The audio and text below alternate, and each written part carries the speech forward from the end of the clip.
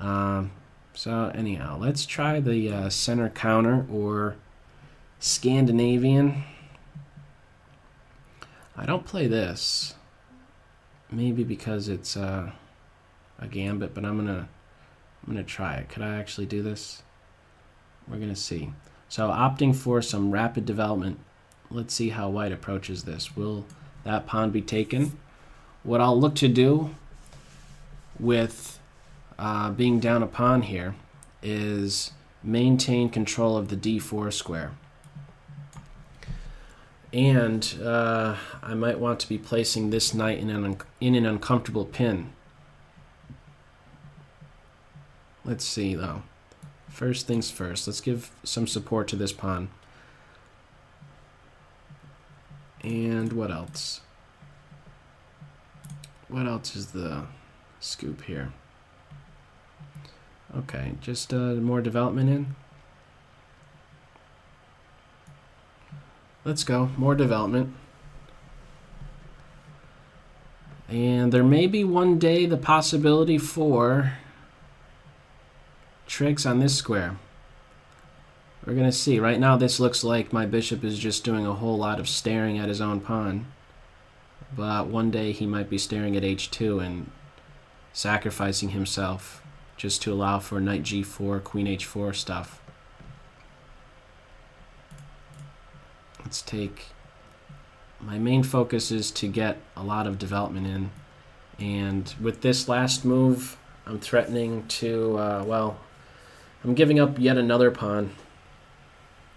Let's see what white does about it. Okay.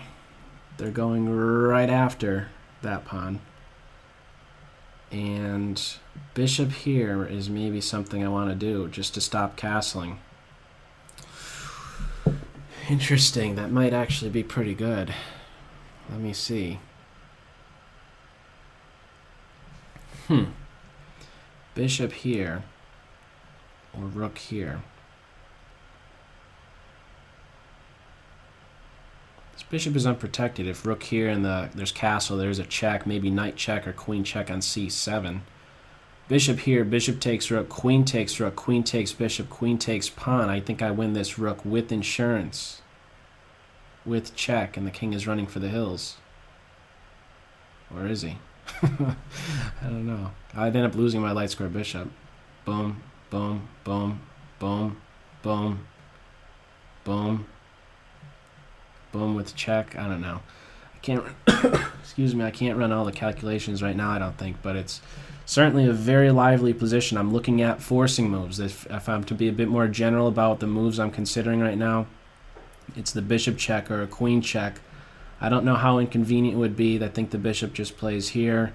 There's no issue. Maybe after all this, maybe it's best I just play rook here.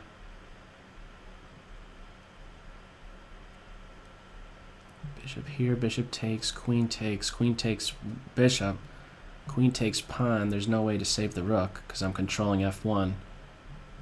Queen takes bishop. What would I have? I could throw in a rook check or something, but there's always a bishop block, isn't there? I don't know. I'm a scaredy cat. This is the scaredy cat line. Rook b8.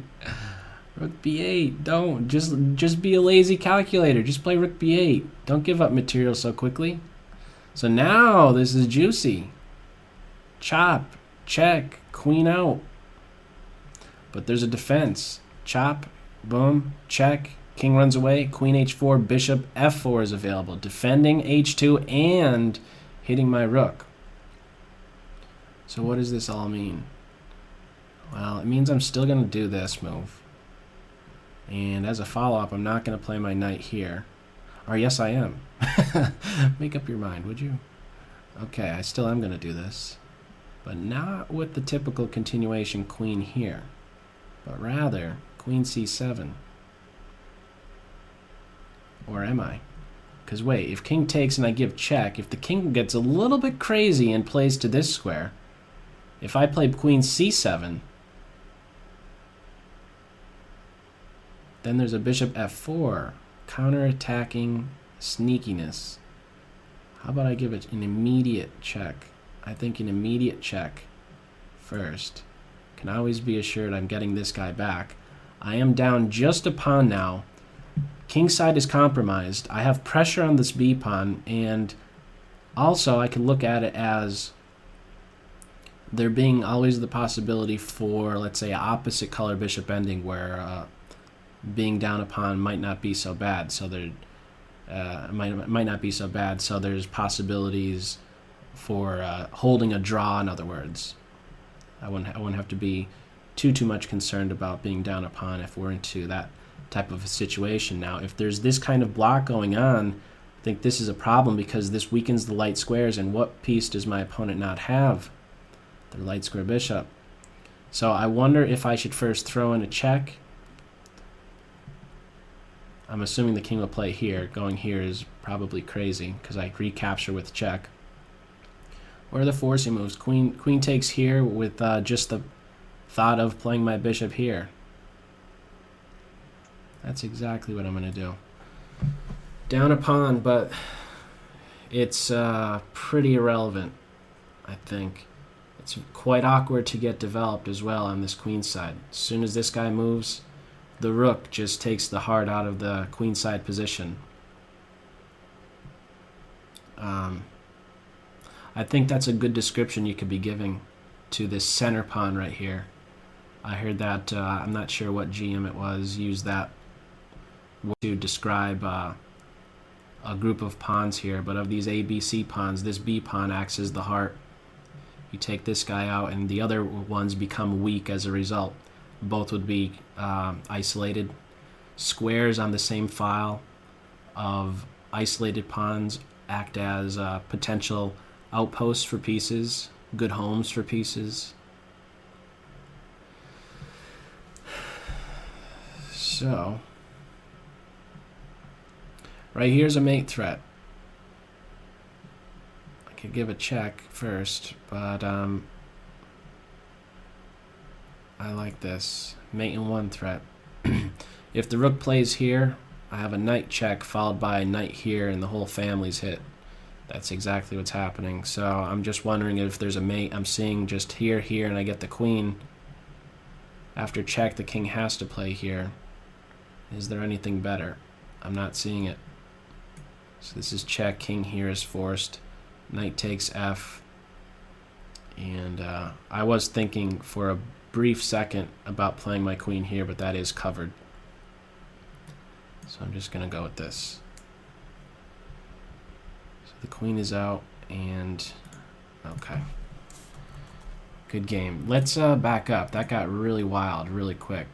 It was a short game, but it's, I mean, that could easily happen just because of how open a position it became. So this was, I'm not sure what you call this. This is some gambit line. It wasn't popping up on ChessCube as anything, but again, the main idea, and this is the case with most gambits, is just to facilitate your development. Get in, try and show that the compensation you have for being down a pawn is having more of your pieces out, or being able to get more of your pieces out more quickly in the early stages. I'm not so sure about the pawn push. Maybe this is where there's an adjustment, even though it seems as though you're winning another pawn. I have so much development in, and this knight, one way to view it is that that knight is being, your knight on f3 is being exchanged out for my queen knight. And this guy right here is probably the #1 defender of your own king side. So even though you net another pawn, you end up losing that pawn back. You're still up a pawn, but again, development and issues on h2, the unprotected nature of the bishop, is maybe something that would, you'd have maybe some second thoughts about the d4 move now, knowing that, well, your knight is kind of drifting away from the defense of your own king side. It's kind of naked right here, except for just these pawns. No more minor pieces around to help out. So as an improvement, maybe you could just be going with d3 here.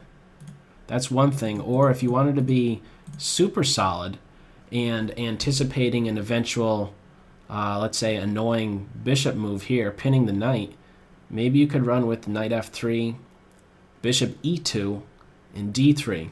Just kind of staying really, really solid, preventing any nonsense with this pin. That's another approach. Knight f3, d3, bishop to e2. So you could look into that as well. I think black is actually turning out to be better after this bishop takes pawn here.